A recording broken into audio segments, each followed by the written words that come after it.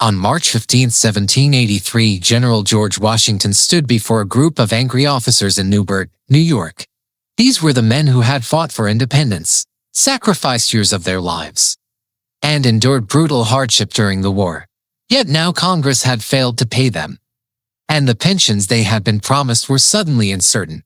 Many officers were furious.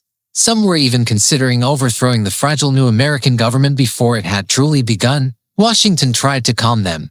He spoke of honor, sacrifice, and the ideals they had fought for. He reminded them that the revolution had been fought to build a republic, not to replace one form of tyranny with another. But his words alone were not enough. The mood in the room remained tense and uncertain. Then Washington did something unexpected. He pulled a letter from his pocket, intending to read it aloud. But as he began, he struggled to see the words clearly. After a moment, he paused and quietly addressed the officers. "Gentlemen, you must pardon me. I have grown not only gray but almost blind in the service of my country." The room fell silent. Many of the officers were visibly moved. They suddenly realized that the man standing before them had sacrificed just as much, if not more than they had. The anger that had fueled thoughts of rebellion began to dissolve. That brief emotional moment, more than the speech itself, persuaded the officers to abandon the idea of revolt and remain loyal to the new republic. The Revolutionary War had been won, but building a nation from its aftermath would prove far more difficult. In this series, we will explore the turbulent early years of the United States, when revolutionary ideals were transformed into the foundations of a powerful nation. We will examine the crises it faced, the political struggles that threatened its survival, and the leaders who shaped its path during those fragile first decades.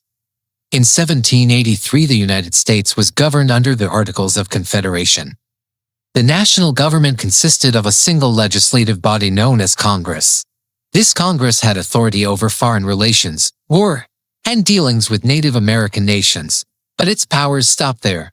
Nearly everything else, including taxation, trade, and internal governance, remained firmly under the control of the individual states. Notably, the system left no place for a king or anything resembling one. Washington understood this better than anyone. As the most admired figure in the country and commander of its entire army, he could easily have seized power. History was filled with generals who had done exactly that. Instead, Washington chose a different path. In December 1783, he rode to Annapolis, Maryland, where Congress was meeting. There, in a dramatic and deliberate act, he surrendered his military commission.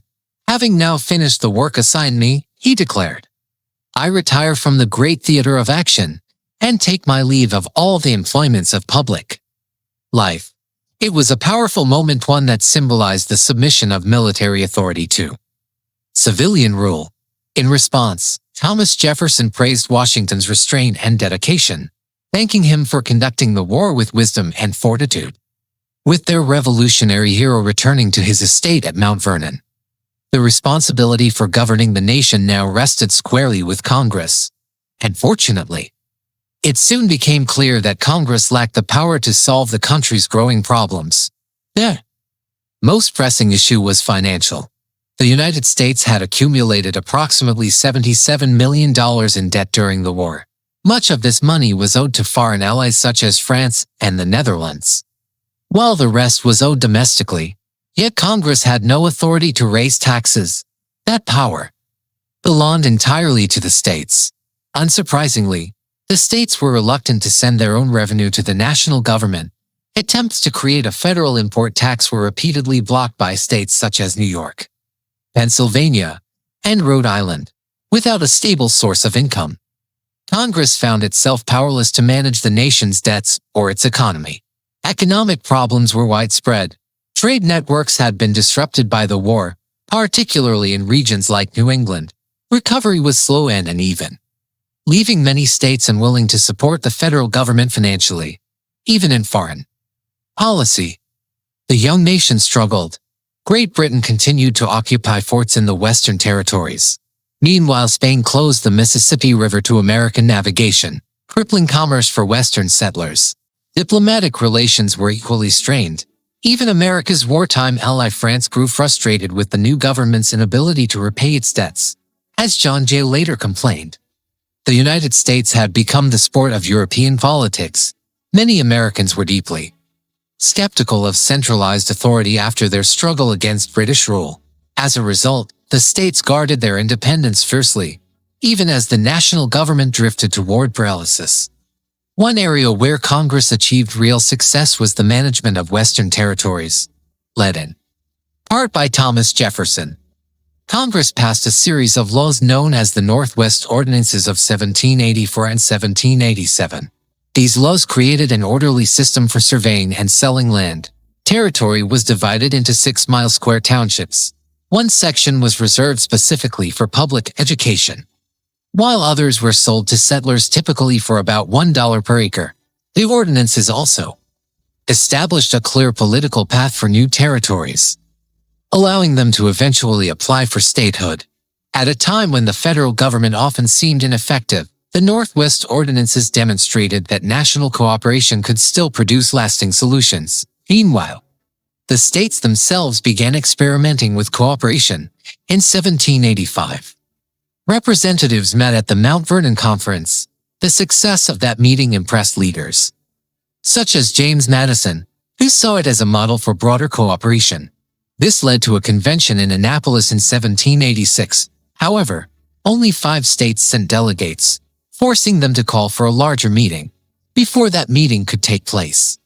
Events in Massachusetts dramatically exposed the weaknesses of the existing system. In 1786, economic hardship and high taxes drove farmers and war veterans into rebellion led by Daniel Shays. The uprising known as Shays Rebellion shocked the nation. Congress had virtually no ability to respond, although the rebellion was suppressed by early 1787. It shattered confidence in the Articles of Confederation.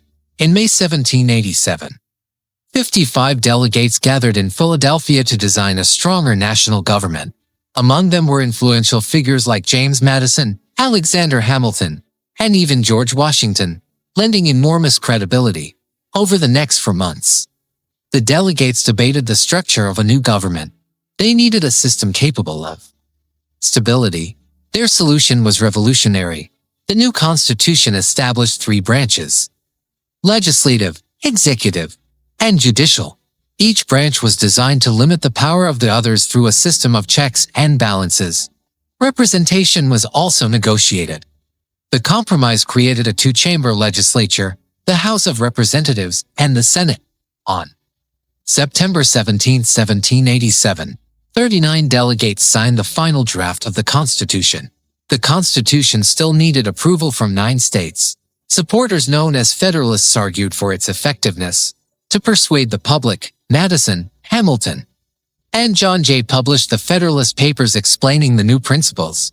Gradually, the states began to ratify it. Delaware became the first in December 1787.